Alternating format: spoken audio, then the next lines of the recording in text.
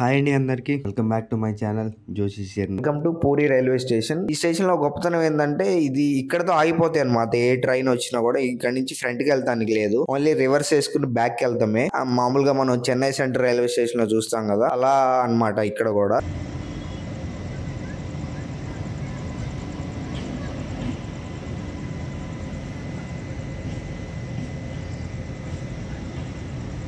ఈరోజు నేను పూరి నుంచి విజయవాడ వెళ్తున్నాను. ఏ ట్రైన్ లో అనుకున్నారా? 17479 పూరి తిరుపతి ఎక్స్ప్రెస్ అన్నమాట. సో ఇది ఎక్స్ప్రెస్ అనాలా ప్యాసింజర్ అనాలా నాకు అర్థం కాలేదు, బట్ ఓవరాల్ ట్రైన్ జర్నీ అయితే బానే ఉంది.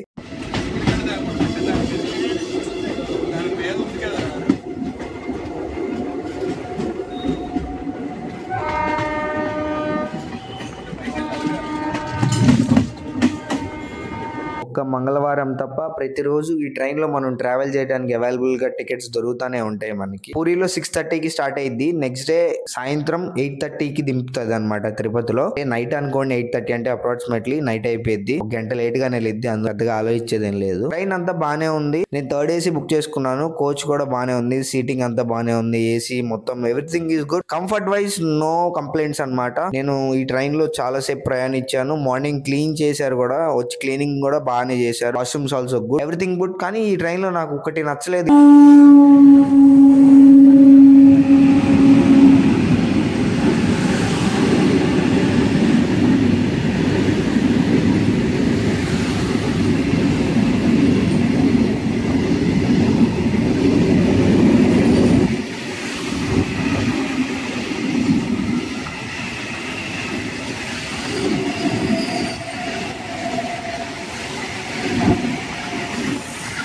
ఈ ట్రైన్ లో ప్యాంట్రీ కార్ లేదు, ఫుడ్ కి ఇబ్బంది పడతాం అనమాట. నాకైతే ఇబ్బంది అనిపించింది. ఈ ట్రైన్ 6:30కి బయలుదేరింది కదా పూరిలో, అంటే 6:30కి పూరిలో తినేసేయాలి. తర్వాత మొత్తం నైట్ టైం జర్నీ. మనం ఎక్కడ వైజాగ్ లో పెట్టుకుందామన్నా కూడా 3:30కి వెళ్తుంది వైజాగ్ మిడ్ నైట్. మనకి ఏం దొరకవు అనమాట. సో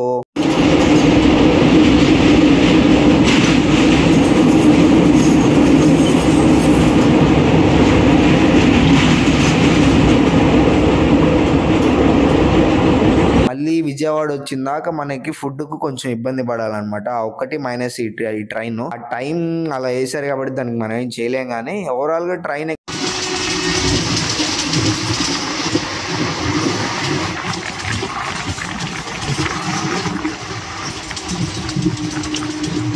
ఎక్స్పీరియన్స్ అయితే బాగుంది, కన్సిడర్ చేయొచ్చు ఈ ట్రైన్ ని.